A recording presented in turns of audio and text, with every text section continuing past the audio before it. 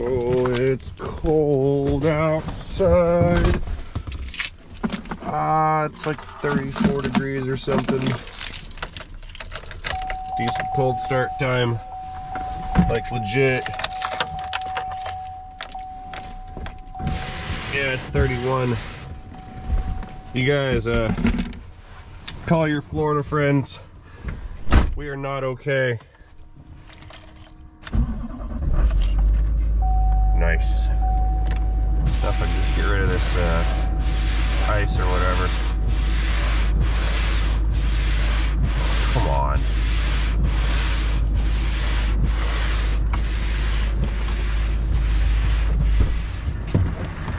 Let's see. There. Just get it started.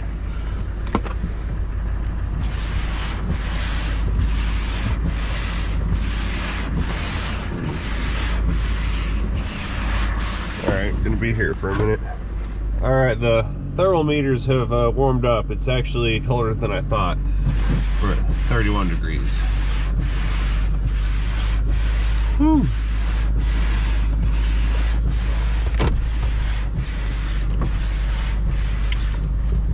This should make for an interesting day. Goodbye, house. Yeah, look at that. It's getting colder. Now we're down to 30 degrees. We are not okay. Alright, so I made it to the shop uneventfully. It's still pretty flippin' cold outside. First thing of the day, this is a, what is this? A 2021 Ram 1500, and it's what'd the badge say on the side? It said something like E-Torque or E-Power. Let me see. Yeah, it's a Hemi E-Torque. I wonder if that's a hybrid or something. Anyway, I have really no plan for recording today. No projects are going on, so I'm just gonna kind of trying to wing it here. My mirrors aren't gonna fit. Transformers. I saw you guys. Okay, enough screwing around. This is getting the special lubrication package. I'm gonna put some cleaner in it and run some sludge preventative cleaner stuff through this particular engine. Very uneventful. You just pour the stuff in the oil and let it run for a little while, then drain the oil. Where's my hood thingy majigger? Popping the hood. Oh, what do we got here? Caution, warning, danger. What is that? That's interesting. That looks like a very expensive nader. Don't want to mess with that. We'll put you right there.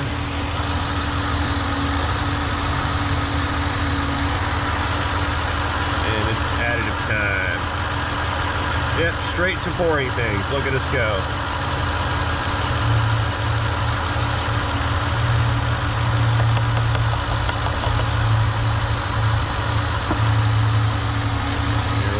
That guy back for now, and I'll be back in about 5 when this cleaner stuff has supposedly done its deal. What do we got here? True brand oil system cleaner, removes harmful deposits from lubrication oil systems, made in the USA. Let's see what we got. Made in USA, Cold Start Incorporated. You guys can't see worth a Yankees on this. We got glare and focus issues. Probably some junk on the lens. Yeah, let me clean that off. Does that help? No. Okay. And part of that little package is gonna be some fuel system cleaner. I'll get that thrown in there while that oil's doing its thing. All right. Neither rain nor snow or super cold wintertime weather will keep me from changing oil today. This is a monumentous occasion. Got a funnel. Oh, stay.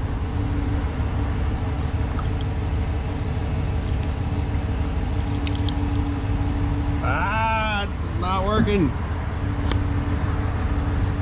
Recommend paint job. How did that do that? Why? I need a longer funnel. It's not gonna work. Here, better wipe that off. There, nice and shiny. Nice. So I guess there's a flap under that flap too. Double flap.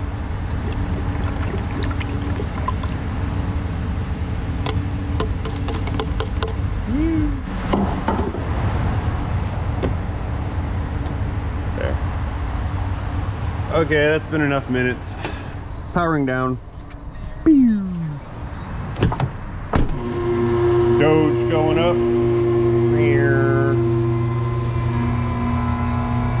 Heavy. Dang. All right, so my buddy Juan just got to work. He's late because he just got rear-ended.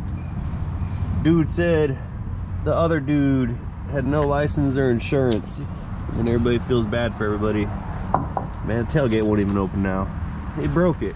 Yeah, this is turning into a weird day real quick like. All right, it's enough screwing around, I guess. Let's get down under here and drain out the oil. Oh, I love these. You hit the oil drain plug and then it hits the sway bar right here and splashes everywhere. It's awesome. Oh, by the way, I'd like to take this opportunity to send a shout out to Mr. Stevens and his auto tech class at Garner High School in North Carolina. This one's for you guys. Reverse connect, there we go. By the way, fellas, good luck on your 6-liter swap in that Sonoma. That thing's gonna be nice. I have a special place in my heart for those old S10s, especially the square bodies. There we go, that's the Exxon Valdez I was talking about. Look at that silliness. I can tell that oil cleaner did something because this lubricant here is much less viscous. Okay, oil filter. Look at that way up there on top of the steering gear. That's gonna leak on everything. What do we got? 48060. 48060. Come here. 48060. 48060. Okay. Let's go fetch our filter. Yeah, flashlight cam. 48060. 48060. Where are you? I don't know. Maybe it was 84060. Yeah, that's what it was. I got it bass backwards. After all that memorizing, I gotta look again. Yeah, 84060. Okay, let's try again. Okay, it appears that we do not have an 84060, so I should probably go make one ordered. Nope, I lied. There it is. Found one. It's weird. It should be like down here, 84078. Yeah, it should be down here. Those are out of place. Actually, technically these are out of place and should be up here if we're going in numeric order. So I did a glove change. Let's see if I can get this filter out without getting oil on myself, my coat, or the floor. Ooh, it's getting hot. Hot, hot, hot. Come on. I'm almost out of threads. Go, go, go. Nice. So years ago, there was a chain shop that got themselves in some financial trouble because their guys were taking their filters and dipping them in the oil drain to put oil on them for a proper seal. And what they didn't realize is they were contaminating the filters with debris and whatnot, and it ended up costing them a few engines or so. And I think one of the affected shops was local to my area. I'm not gonna say who it was because you guys will start emailing them, but I guess the point is don't use oil drain oil to lube your filters. You'll break things, or at least drastically shorten the life of the engines that you're servicing, which is counterproductive towards your goals. Yeah, let's get some clicks on this filter here. Oh, another fun fact: don't use a tool to tighten your oil filters either. I've seen lube techs doing that one. They'll take the filter pliers, get a hold of it to torque it down, and what it does is the teeth on the tool puts little divots in the filter, and then as that filter thermocycles over time, it expands and contracts, and it'll create a crack in the housing, and it will cause a massively under-pressured oil leak eventually. And then they get towed into your shop with a Exxon Valdez oil slick underneath of them and a rod knock. So we don't want to use tools on filters. Taking off is fine, going on not fine. Click there. And that will conclude my oil change soapbox for the day. There, nice and shiny. Brake clean, excellent cleaner. Terrible for the respiratory system. It's a highly effective neural suppressant, which is bad because we like our neurons. It's what makes us super smart. Let's see here.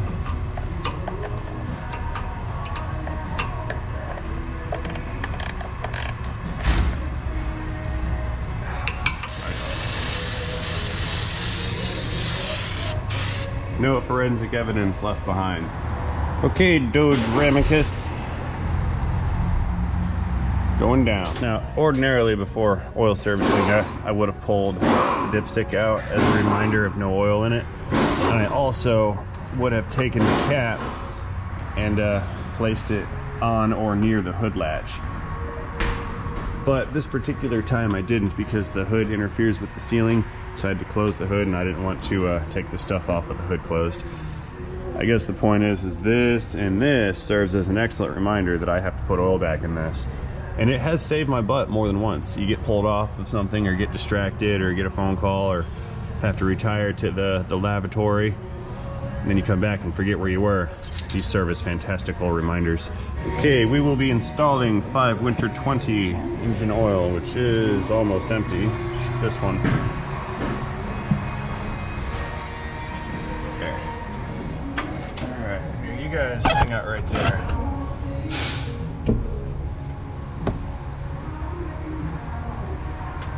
See if we can do this without spilling oil out and everything. There we go.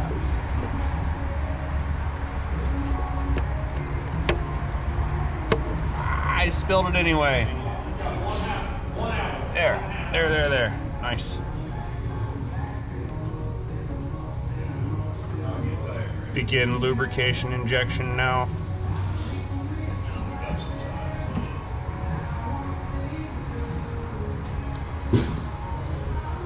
But the battle's only half won. Gotta make sure we don't dribble everywhere on the way out. There. Keep the rim clean. Alright, pan capacity was a little bit more than what I could deliver the first time. So we're gonna try for a round 2 here.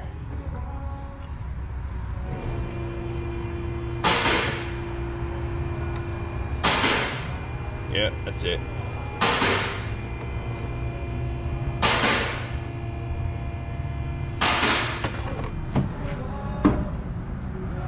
Good. Okay, reach. Starting the engine. Alright, so right after startup, I'll take a peek down under. Make sure we're not spewing oil everywhere. No. Yeah, I can't reach. Power down. Pew.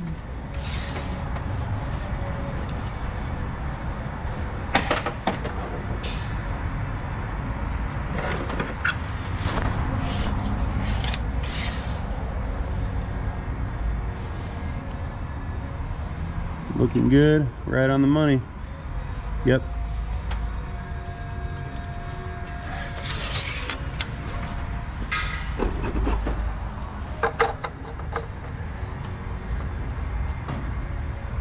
Click.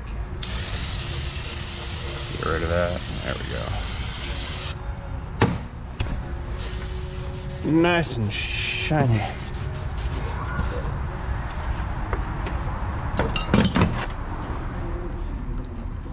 Sometimes it's the little things that matter.